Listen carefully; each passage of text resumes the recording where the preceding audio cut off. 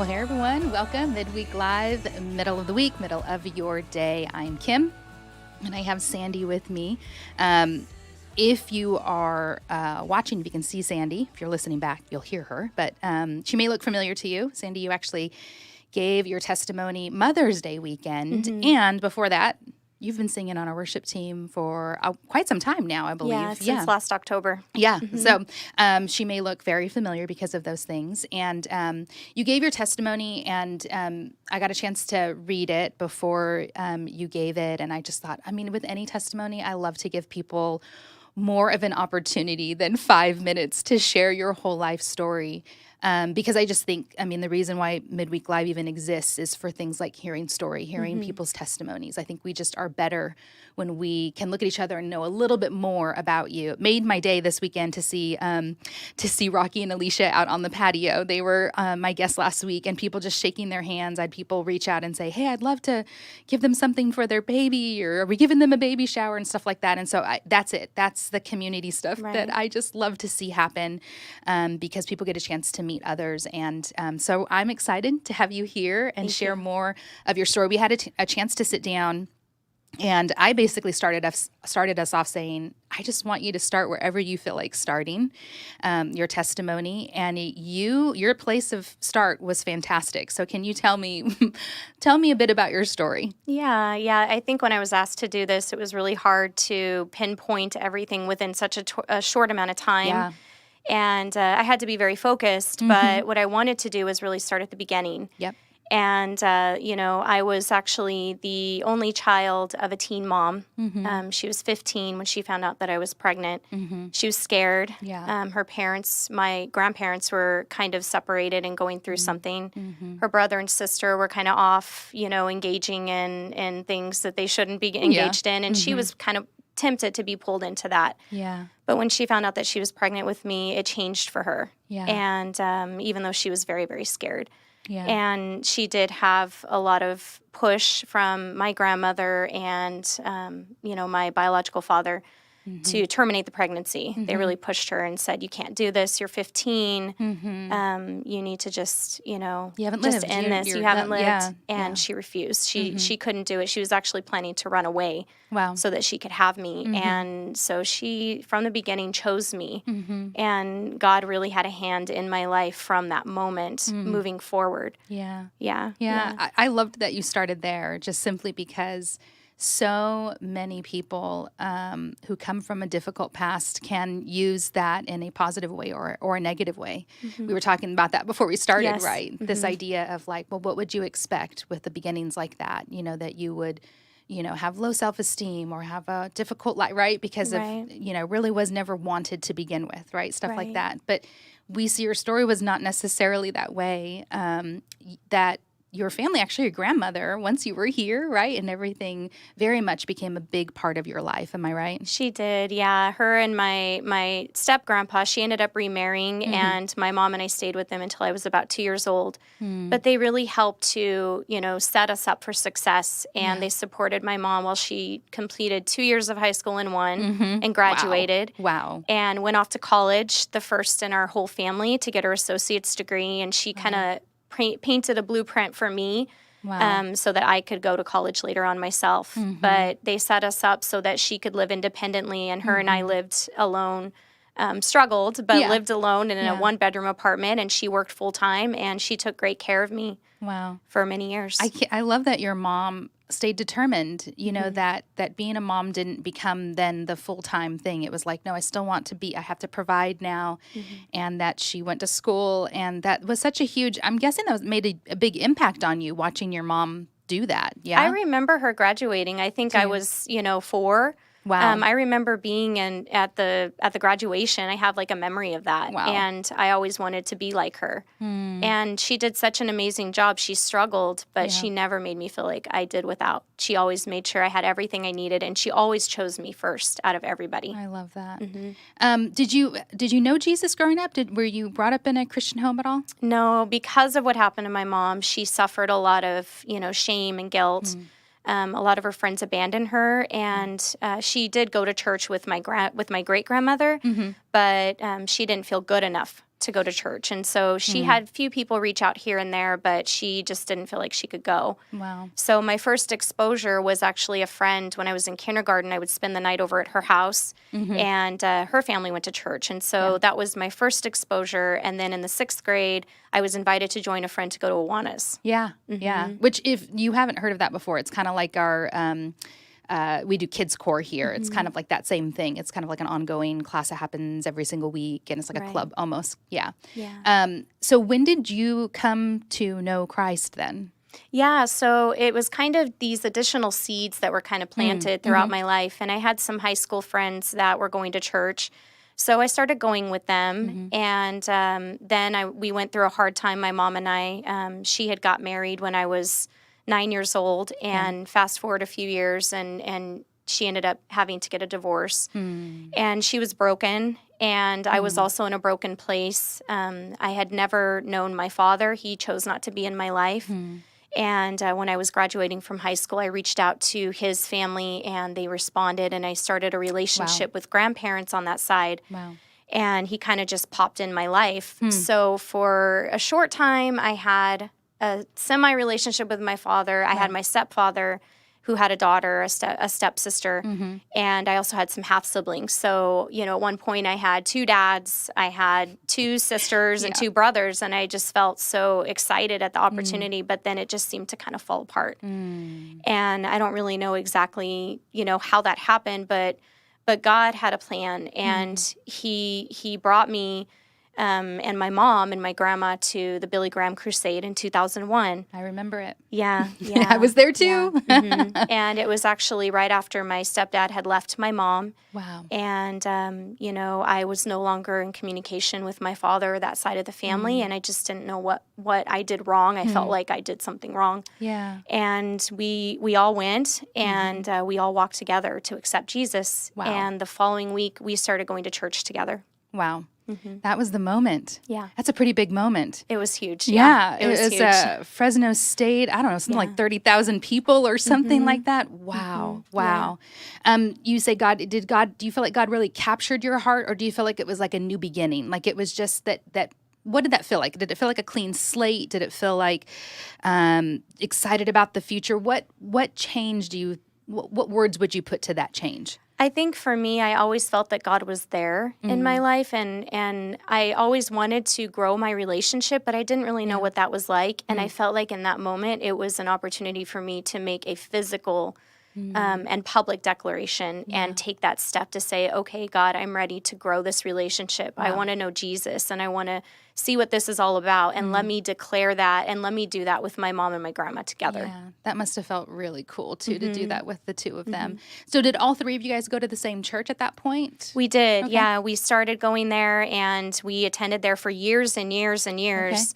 It wasn't long after we started attending, my grandma's neighbor across the street, I watched her sing in the choir, and I loved her. She was such a sweet lady, and she looked like she was having a blast. Yeah. So I asked her one day when I was at my grandma's, I popped over there, and I was like, hey, how do I get up there? Yeah, how do we and do she's that? like, we're having auditions. Come audition.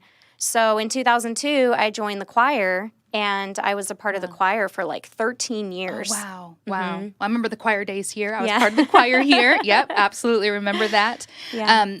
When did you meet your first husband in this environment?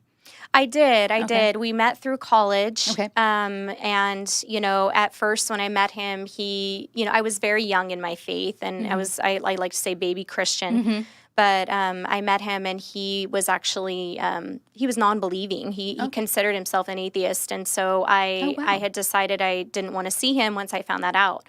But then he said, well, I'll come to church with you, and I'll hold your hand, type thing. And so he started coming to church, and he, through that process, had accepted Jesus. And, we made plans to move forward. And after I graduated in 2007, I got my master's degree in social work. Nice. We decided to go ahead and get married. Wow. Wow.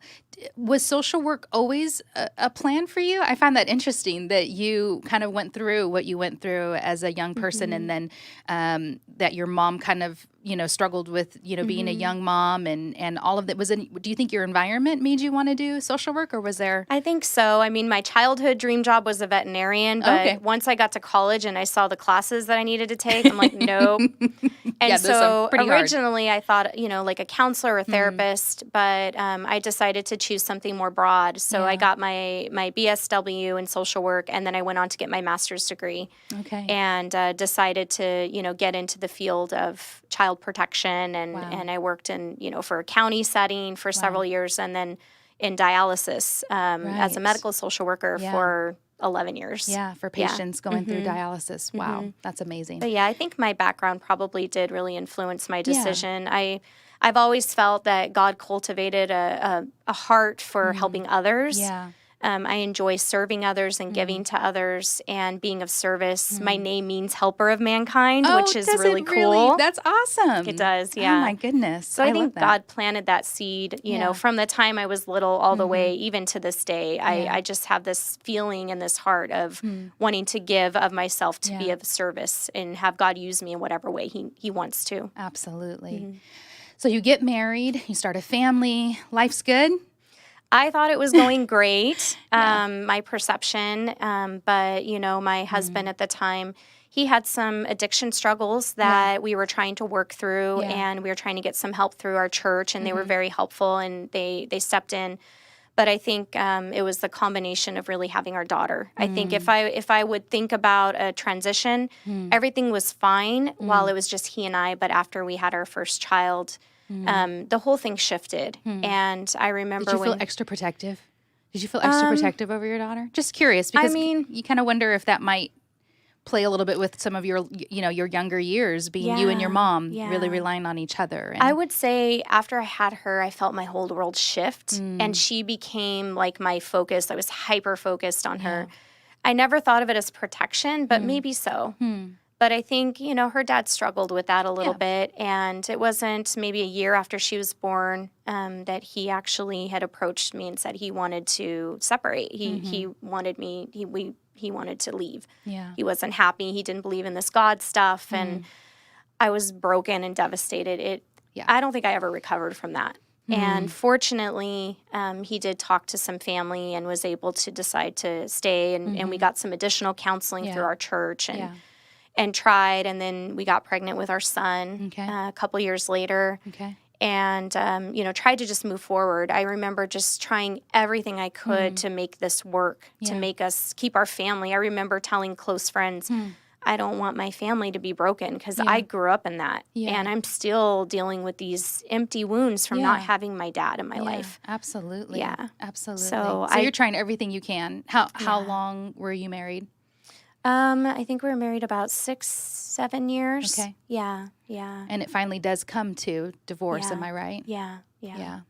How hard is that decision? It was hard.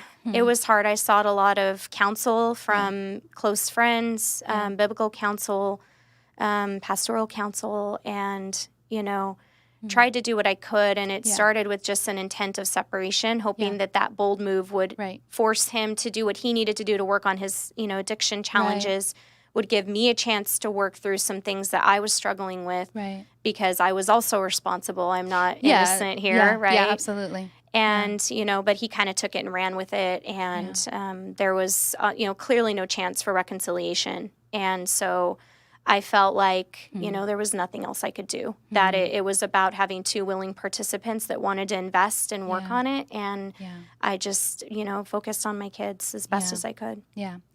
So what does the time between this, you actually find yourself in another relationship? Pretty fast. Pretty quick? Yeah. How does that happen? How did that come about? So I had reconnected with my second husband. I actually had known him since high school. Okay. He was in a leadership position at my school. Okay. And also when I went to college, he was in a leadership position there, a very similar one. And, I had this respect and admiration for who he was. He carried himself very charismatically, enthusiastically. He was well respected by a lot of people, and when he found out that I was going through a hard time, he really took it and ran with it. And he was divorced with 2 daughters himself and was raising them, 50% of the time. And so he could relate to what it is that I was going through and having my kids kind of in the same situation. Yeah.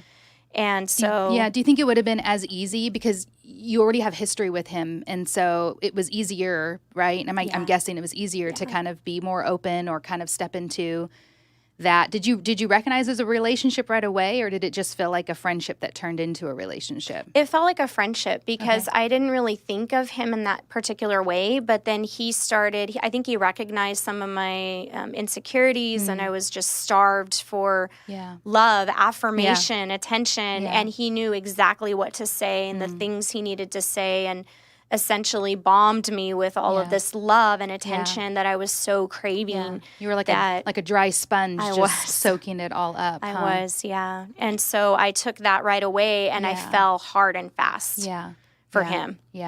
So you guys get married? Yeah. It was pretty fast. Within 2 years of my divorce being final. Okay. He had kind of planted it in my mind for us to just kind of rush it. My family was not thrilled. My mom saw a lot of red flags and tried to warn me, and he used that to really manipulate me into, she doesn't support us and you should remove her from your life. And she was removed from my life for like 2 years. Wow. Because I felt like he was right. He had really brainwashed and manipulated me to believe and started isolating me from a lot of people. Wow. And you don't realize it in the moment, right? No. Your reality almost is altered. Yeah. You were fully in belief of everything that was kind of being presented or framed up for you. I did. I saw the red flags, and I can look back now and see them. Yeah. And I even tried to break it off at one point, but I had also fallen in love with his daughters. Yeah. I have such a big heart. I love kids, and I loved those girls. Yeah. I loved them so much, and the idea of leaving them and not having them in my life was too much. Yeah. And so even though there were these feelings, God was trying to speak to me. He was trying to get my attention, but I ignored it. Yeah. And so, when he presented the idea of like, well, your family doesn't support us, and, we should just run off and get married.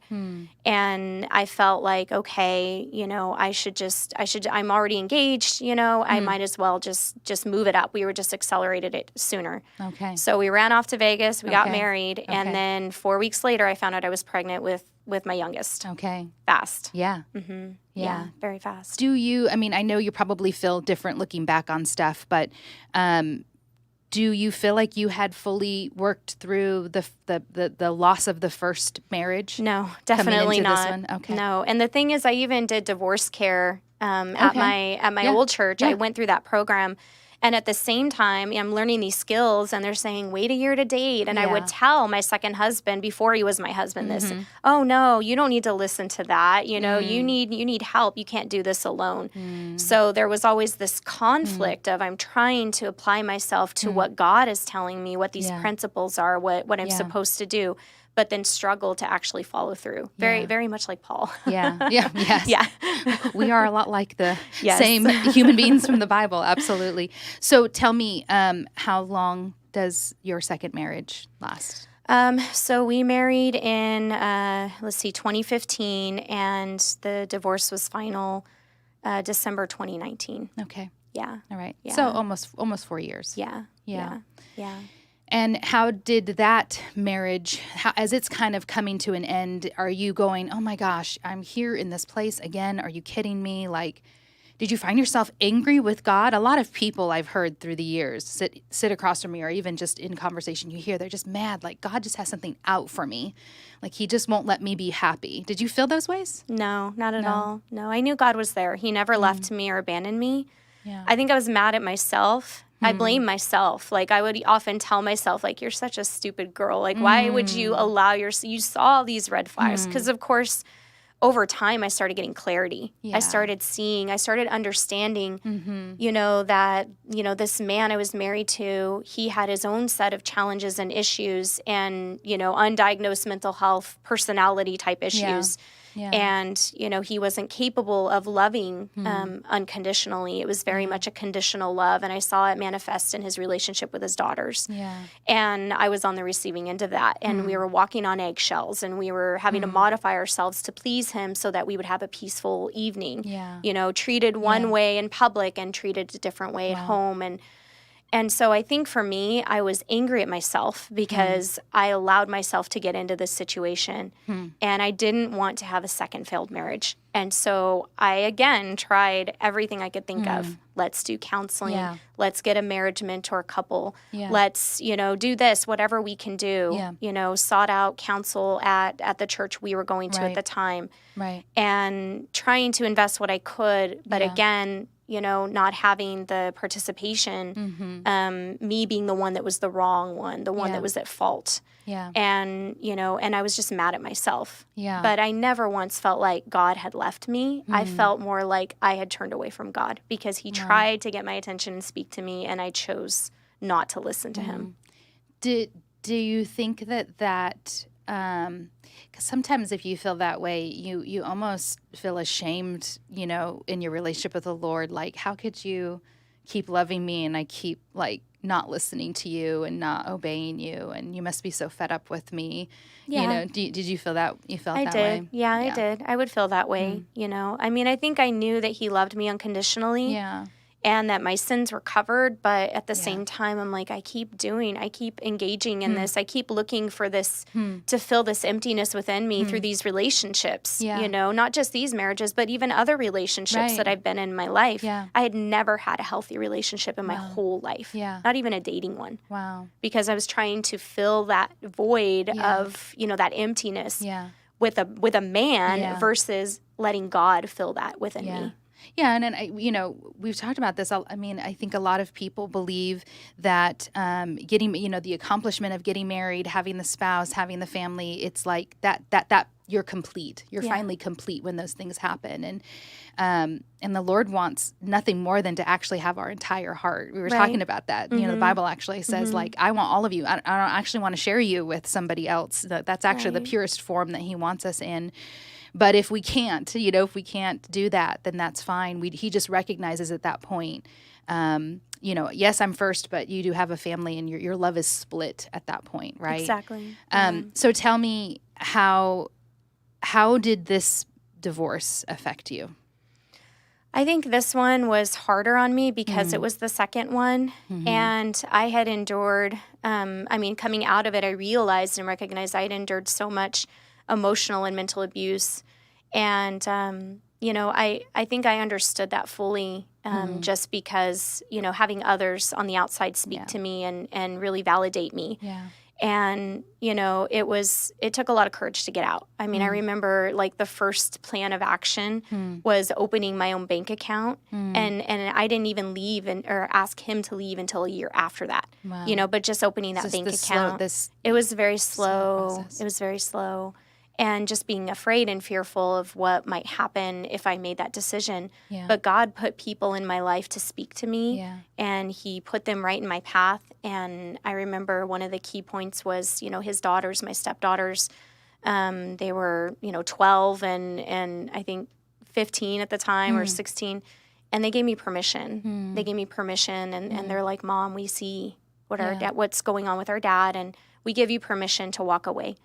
And that was kind of key. And then their mom, she actually became a very dear friend and supporter, and helped me, went with me to file when I got ready to do that, and was still to this day a very, very dear friend of mine. But she walked through that fire with me because she had been through it herself when she was married to him too. And we cultivated this beautiful friendship, and our families are intertwined. Like God, that's an example right there of God's love and grace and mercy. And absolutely. Not many times do you hear that kind of stuff working out that way. Can you tell me about Frank? Oh, yes, I can. So my friend Frank, he and I actually worked together in dialysis. I'd known him for a few years.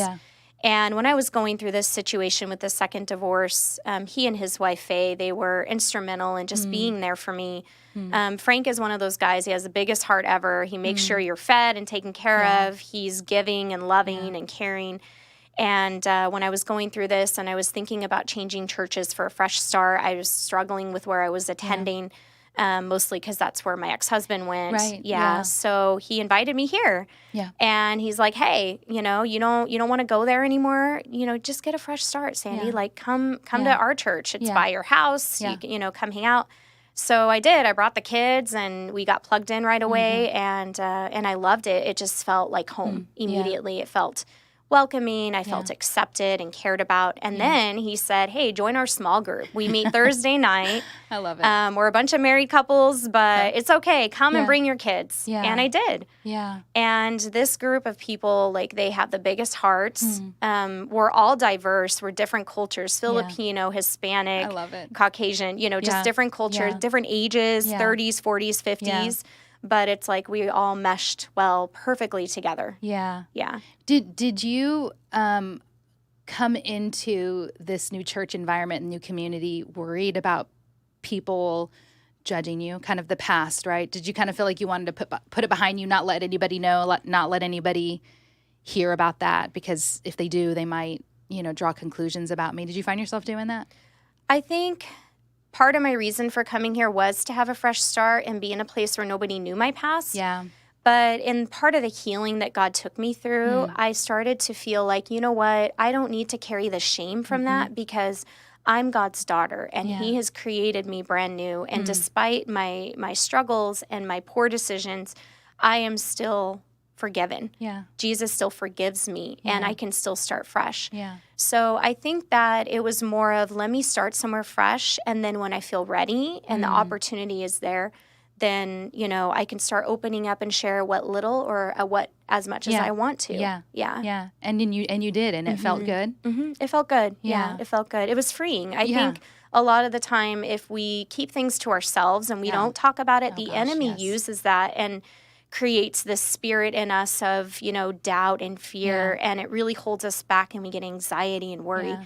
But then whenever we speak it and we confess it and we share it, it no longer holds that power anymore. And so for me, it was really hard for me to say, yeah, I'm twice divorced. Yeah. And now I'm like, yeah, I'm, walking statistic, twice divorced. I got 2 baby daddies and 3 kids.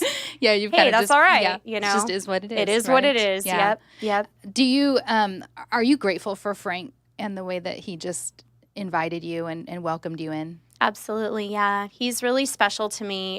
He's actually going through some challenges right now. He had suffered a heart attack a couple years ago and was dealing with challenges facing dialysis himself. Wow. He works in dialysis. Right, yeah. Now he's a as patient a tech, too. Yeah, as Wow. a biomedical tech, and his wife is a dialysis nurse, Wow. which is crazy. Oh my gosh. But when I learned about what was going on with Frank a couple years ago, he told me that he was going to be evaluated for kidney transplant. And having worked in that setting for so many years and having this feeling of wanting to give to others, I said, Frank, why don't I see if I'm a match for you? And he's like, no, are you serious? I'm like, yeah, why not? It doesn't hurt. I'll do the form online and I'll do the tests. And so I went through that process a little over a year ago, back in March, and had to go to San Francisco to do some tests. And Frank and his wife, we made it a road trip, and we all went together and made a day out of it. And anyway, it turned out I was a perfect match for him.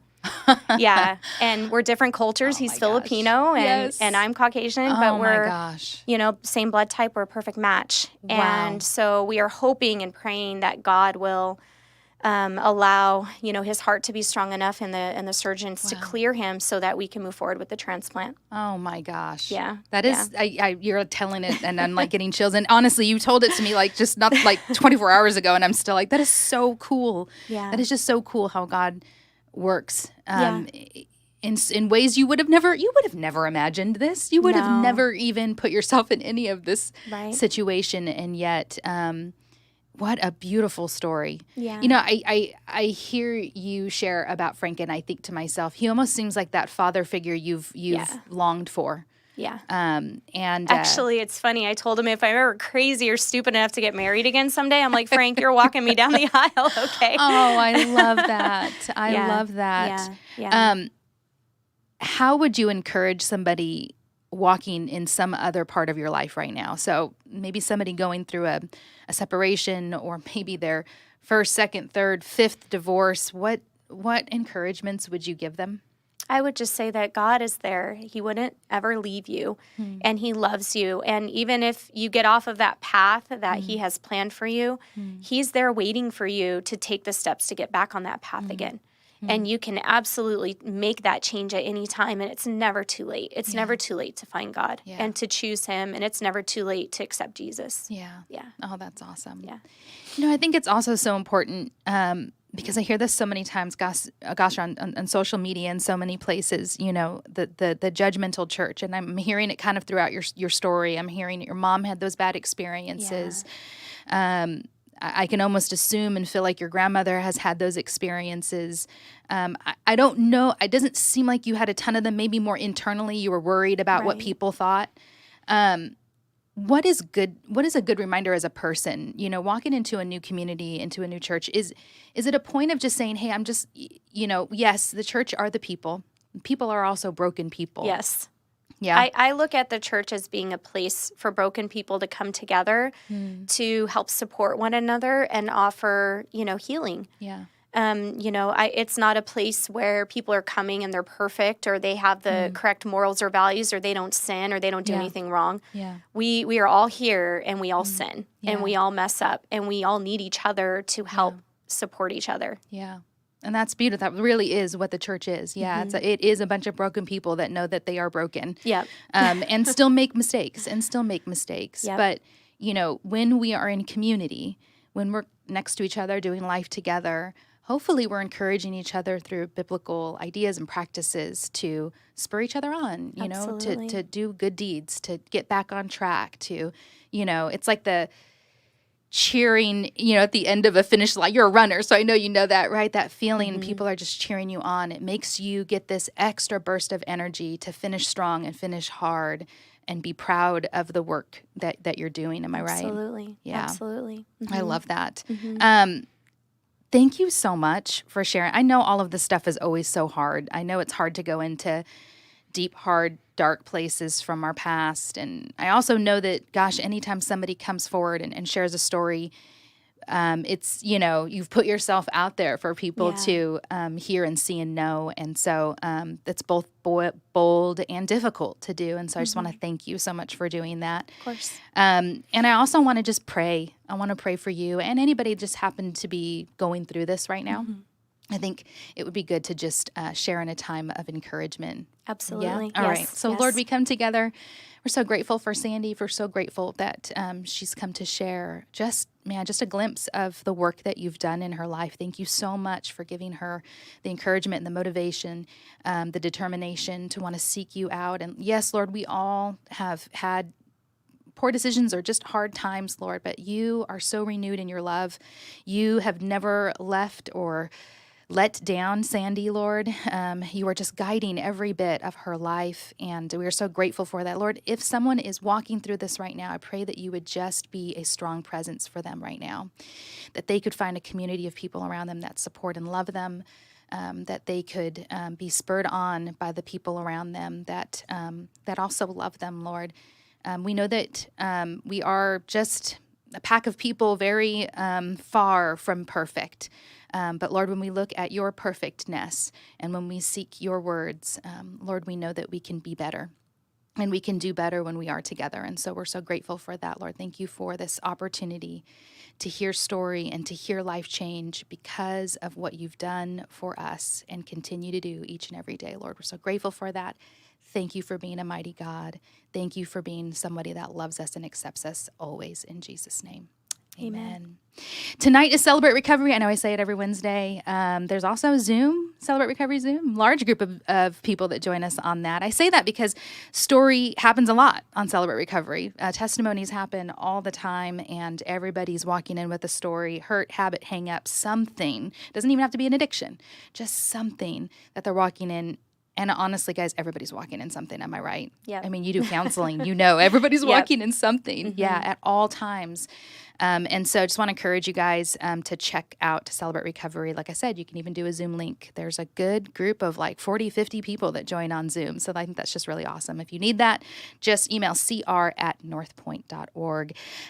So glad that you guys joined us today. Sandy, so much. Thank you for just sharing. Thank So you for grateful. letting me be here. And we'll be excited to watch you sing. It's going to be a whole new level to like watch you sing and know you're singing from a place of experience and that you are singing words that you're believing and calling your heart to do in that moment too. Am I right? Most definitely. Always. I love it. Thank you so much. Guys, have a great week. We'll see you on Sunday. Bye.